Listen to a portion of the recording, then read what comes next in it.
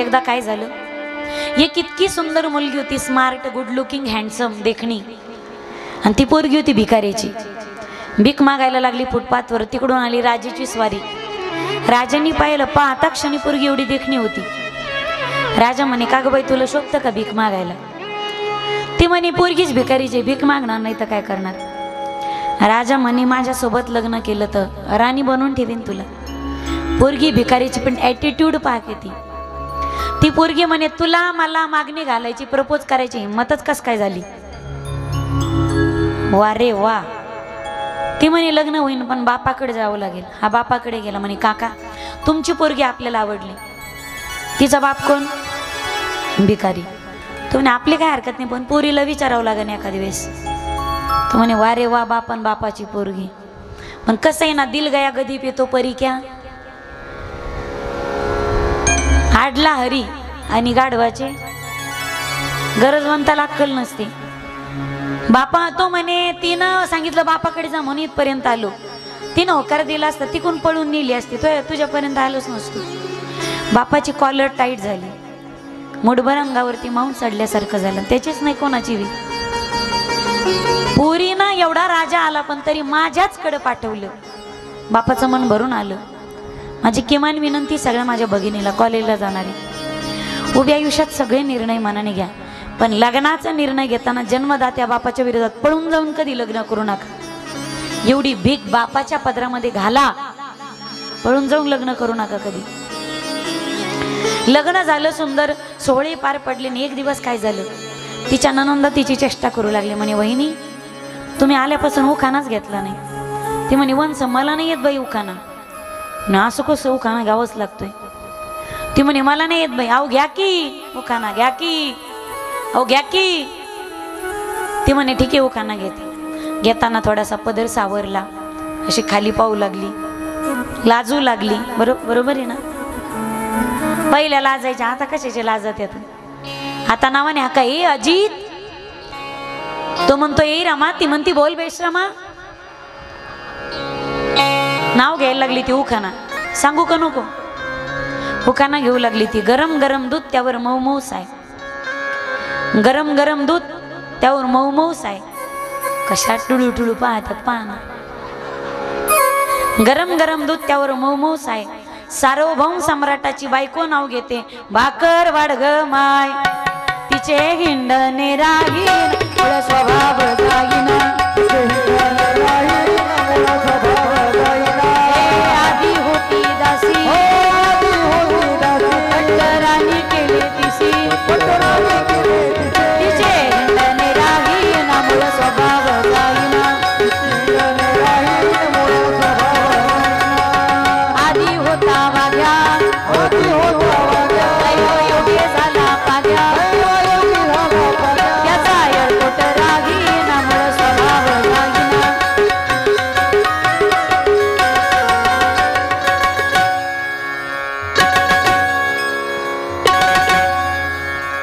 मूळ स्वभाव जात नाही माणसाचा.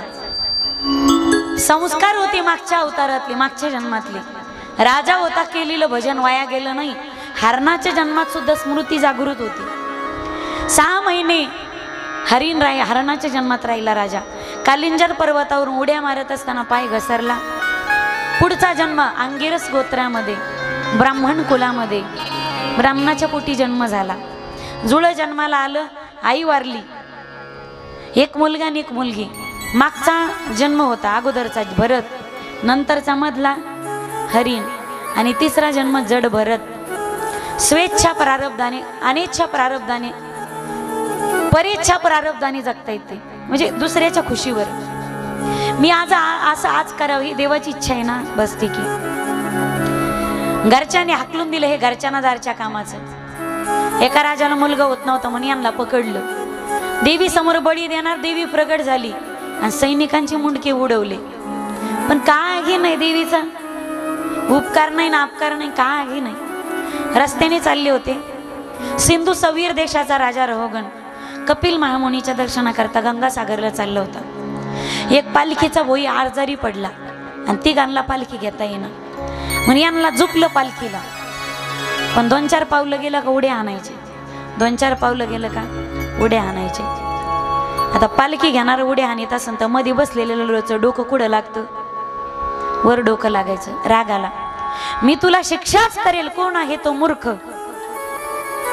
पालखी खाली ठेवली, राजा उतरला, शिक्षा करणार. त्यावेळी जड भरत महाराज एक विचित्र प्रकारचं हसले. राजा वरमला. हसण्याचे 28 प्रकार सांगितलेत मराठी साहित्यात. लघु हास्य, गुरु हास्य, कमलनयन हास्य, कदा कदा हास्य, खदा खदा हास्य, गडा गडा हास्य, खदा खदा हास्य. 28. इंग्लिश मध्ये 2च, स्माइल, लॉफिंग. स्माइल म्हणजे गालातल्या गालात आणि लॉफिंग म्हणजे कोलगेटची जाहिरात. थांबते मी आता, थांबते ले कदरले राहतो. हसले वेगळ्या प्रकारचं. का हसलात महाराज? राजा नव्हतो सांगणार पण तुझं ओझं खांद्यावरती घेतलं. हसलो तुझ्या आव्हानाला. तू म्हणलास ना शिक्षा करेल तुम्हाला.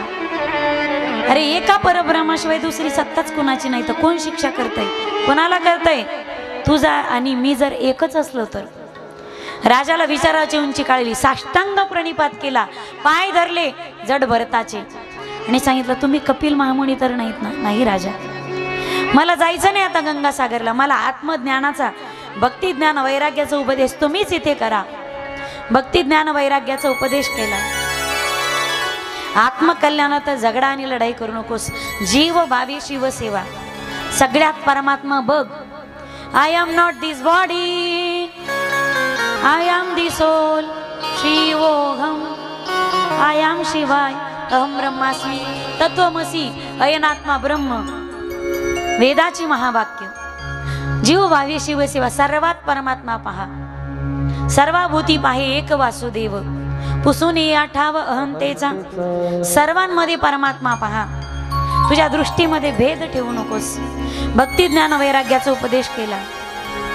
त्यानंतर अनेक वर्षाचं वर्णन आहे, त्याच्यात भारत वर्षाचं वर्णन आहे. 28 प्रकारच्या नरकाचं वर्णन आहे. आजमयाचं आख्यान, हिरण्यकश्यपूच्या वधाची म्हणजे भक्त प्रल्हादाची चरित्र कथा. त्यानंतर गजेंद्राचं आख्यान आहे, वराह अवताराची कथा, मत्स्य अवताराची कथा, समुद्राचं मंथन, राम अवतार आणि कृष्ण अवतार. आपण या कथा उद्या पाहूयात. आजची कथा याच ठिकाणी विराम घेते. उद्या कृष्ण जन्म मला सूचना द्यायच्या तुम्हाला. उद्या सप्ताह कमिटी मंडळ, महिला मंडळ, उद्या हा सगळा मंडप सजून काढा. फुग्यांनी, फुलांनी. स्टेज सजवा, खांब सजवा, माईक सजवा, माझं व्यासपीठ सजवा, सुंदर जिकडे तिकडे फुग्यांनी सजवा सगळं. त्यानंतर सगळ्या महिलांनी उद्या पिवळ्या साड्या घालून यायच्या. मुली पिवळे ड्रेस घाला, म्हाताऱ्या माझ्या आज्या पिवळे लुगडे घालून या. पुरुष मंडळी तुम्ही पिवळे शर्ट घाला, नाही जमलं व्हाईट कडक इस्त्रीकडून घालायचे. तुम्ही सर्वांनी उद्या पिवळे फेटे बांधा बरं का. पुरुष मंडळी पिवळे फेटे बांधा. तुम्ही बांधा ना, मला आणा. मग सगळ्यामध्ये माझा फेटा थोडा भारीतला आणा बरं का, वेगळा दिसला पाहिजे. सगळं मंडप सजवा. आपल्या घरोघर गुड्या उभा राहा. उद्या माझ्या देवाचा अवतार आहे, जन्म होणार आहे परमात्म्याचा. उद्या आपल्या गावाला आपल्याला उंबडगा नाही ठेवायचा. आपल्या गावाचं आपल्याला गोकुळ आणि वृंदावन करायचंय. महिला मंडळ पिवळ्या साड्या, नटून थटून, गजरा, सुंदर सुंदर नटून थटून या लग्नाला जातात तसं सगळ्या अशा चमकाल्या पाहिजेत. पिवळा रंग घाला, नाही जमला थोडा केशरी घाला, आंबा कलर नसेल जिच्याकडे तिने. सर्वांनी बहुसंख्येने जरा मंडप भरवा गड्या. लांब लोक संख्या लईच कमी आहे तुमची. गावच लहान आहे ना. एवढे सरे आलेत का गावातले आता? मग तेच म्हणते ना मी, जे राहिले ते या. 2 दिवस या आता, अजून 2-3 दिवस सगळ्यांनी या. देवाचा जन्म आहे माझा परमात्मा. आयुष्य जातं माईबा. तुमच्या गावात एक तर सप्तीच होत नाही. दुसरे ही पर्वणी तर घर चाल, तुम्ही बाहेर तर ऐकायला जाऊ शकत नाही, म्हणून गावात या निदान. पुन्हा मग हा आस्वाद तुम्हाला पुन्हा घेता येत नाही. आणि उद्या महिला सुंठा वडा करून आणा. गोळ्या, बिस्किट, चॉकलेट, खाऊ आपण एकत्रित आणून तिचे उधळण करणार आहोत. पाळणा सजवा सुंदर, स्टँडचा पाळणा, सुंदर पाळणा सजवा, मंडप सजवा. तुम्ही सजून धजून या, नटून थटून या. उद्या सगळे आपण जल्लोष करणार आहेत, मौज करेंगे उद्या. खूप आनंद घ्यायचा, खूप नाचायचंय. कथाही तेवढीच आनंदात ऐकायची. उद्याची कथा 12ला चालू करू. आणि लेकरू पाहायचंय, त्यामुळे रिकाम्या हाताने येऊ नका. कोणी त्याला हातातले कडे आणा, कोणी पायातले वाळे आणा, चैना आणा, कोणी बाजूबंद आणा, कोणी बाळ्या आणा, कोणी पत्ता आणा, कोणी लॉकेट आणा. त्याला नाही जमलं तर मनगट्या करायला 5-5 मणी द्या गळ्यातले काढून. हे काय मोजणार आहेत का घरी? रिकाम्या हाताने यायचं नाही. सर्वांनी या, बहुसंख्येने या. आणि प्रत्येकीनं सुंठ वड्यासोबत 2-2, 4-4, 5-5 रुपयाचे गोळ्या, बिस्किट, चॉकलेट आणा. आपण ते उधळण करणारे, सगळ्यांना वाटणारे प्रसादासारखे. उद्याचा प्रसादच तो असणार आहे. मग उद्याचा प्रसादच तो आहे. आजचा झालेला कथा पुष्पाचा भावविचार भगवत चरणी समर्पित. सर्वांनी आरतीसाठी उठून उभं राहा आणि आरतीचे यजमान पुढे या. हरये नमः, हरये नमः, हरये नमः. गोपाल कृष्ण भगवान की बोली.